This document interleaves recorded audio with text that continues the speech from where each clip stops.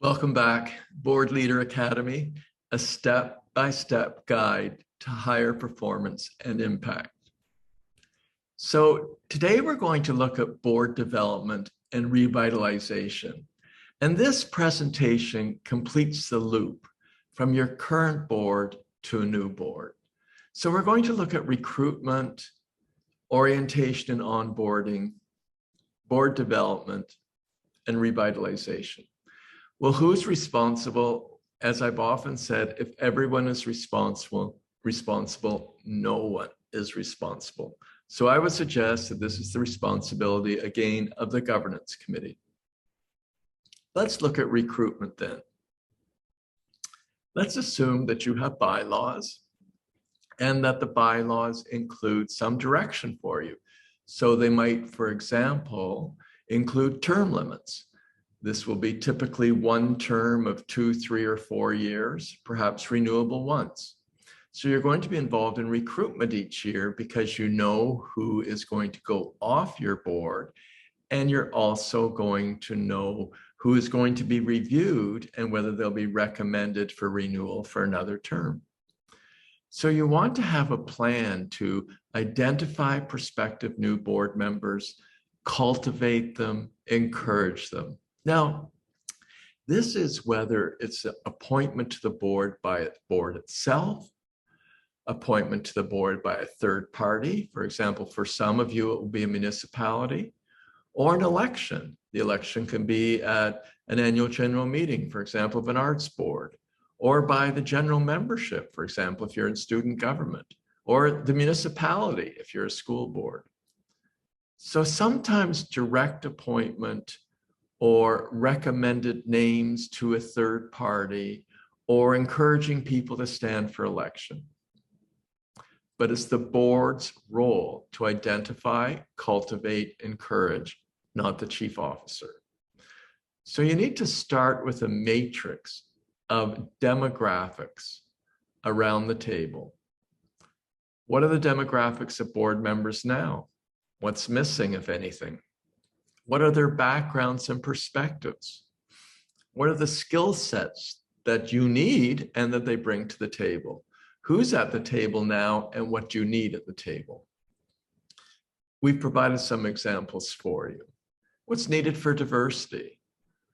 What's needed for skill sets? For example, someone who has some legal background, financial, governance, government relations. Where are the gaps? And then you start to identify, find the people, not leave it to chance. And of course, it's easier if you're a board with a high community profile. You're known as a productive board making a difference in your community, then people are more inclined to want to join. So you've got the people. Now, it's not always precisely who you wanted, especially if it's appointment through a third party or an election, but you're going to come closer than leaving it to chance. So then you start to address some of those issues that you've identified through orientation and onboarding, certainly beyond the binder and the tour, or the e-documents and the tour of a facility. Now, we've provided you with a new member checklist. So take a look at it even before you start to cultivate people. And you want to have prospective board members start to understand that you have a mission and vision, and these are important to the board. Does it resonate with them? You have stated values for your board. Is it consistent with theirs? They need to understand their fit with the organization, as well as your unique position in your community, again, however you define it. Well, what do you need to know? Well, the details are in the handout, but you need to know the basics of how the organization operates: funding, services, staffing, if you're going to be a new board member. You want to be able to speak to a few key accomplishments or areas of impact. Any new board member should have a brief history, perhaps some interesting factoids, key accomplishments, an organizational chart, the strategic plan, the current budget and financial statements, some previous annual reports, including your accomplishments, your plans, your financials. And any prospective new board member should understand the role and responsibilities of the board and their individual role. There will be a board member role and job description, or perhaps even a member oath of office and agreements. Agreements will include statements about the role, expectations for attendance, participation, confidentiality, time commitment. These cannot be left to chance. People should know these before they accept an appointment or put their name forward. And you want any new board member to feel confident and ready to contribute at your first meeting, not 6 months later. They need to know about your board organization, committees in terms of reference, who's the chair and members, the conflict of interest policy, perhaps some recent meeting minutes, obviously the board calendar of upcoming meetings and events, criteria for in-camera meetings, whether you call them executive, private, in-camera, or whatever. Obviously the difference between public sessions and reporting out. They should also have an opportunity to meet with the chief officer to ask some operational questions. What does high performance look like? What are the current big issues in our sector? An opportunity to meet with the chair. What are the criteria for evaluation of the CEO? When is it done? How? By whom? What are the committees? Perhaps state your interest in particular committees. How is policy reviewed? By whom and when? What have been the financial issues, if any? Who on the board is most competent in finance? Who on the staff? If I don't feel confident with my financial literacy, and it's clear that I need this, how can I develop greater financial literacy? And also some of the big issues for the board. What's on the horizon? The chair should guide a new member through the first agenda and a preview of significant items to be discussed and the approach that is taken to decision-making. Is it by voting? Is it by consensus? Do you revisit items, or once it's done, is it done? And of course, is there a mentoring program for new board members? So you can't leave to chance who's going to join your board and the kind of orientation and support for onboarding that you're going to provide. Your work is too important.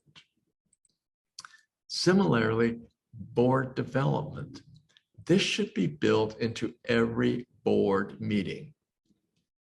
Many areas are possible, but especially around your 4 core and unique responsibilities. You do remember them: setting strategic direction on behalf of your community, developing that partnership with your chief officer, ensuring sustainable resources so that you can make sure that you can attain your mission, and also monitoring, evaluating programs and services and finances. And of course, the processes that are necessary to support them through board leadership, roles and responsibilities, decision-making, policy development and review. So choose one specific area for each meeting throughout the year, areas that you feel are important for the board to develop greater understanding or expertise.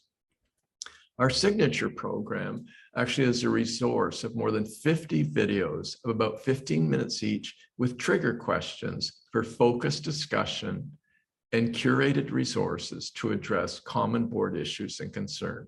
This can be an agenda item, including the presentation, the discussion, the resolution, and the action plan, about 30 to 40 minutes. It can lead to new perspectives and improvements. And the benefit of being on the board agenda is that everyone is present, everyone learns together, each board member can ask questions, and you can develop a plan for moving forward. So revitalization.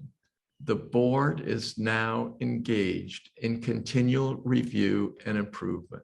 This is a cycle for performance direction, That means regular review of your strategic plan, your mission, your vision, your values, your goals, your objectives, performance direction, policy direction, and your delegation of authority to your chief officer, your code of conduct. People direction, working with your chief officer, your board, membership, directors, committees, chairs. And of course, resource direction, your budget, your annual financial and operating plans, and how these reflect your strategic plan and work plans. So each new person on your board means it is a new and different board. The dynamics and the culture can change as well as the processes. Board development and revitalization is critical for you to be current, relevant, and always getting better. A few handouts for you that I hope will be helpful. The Facebook group, Governance is Leadership, and of course you can contact me at any time. You've got my coordinates. Next up, bringing it all together after 6 weeks and 18 lessons. I look forward to this summary and support for your continual growth and improvement. Thank you.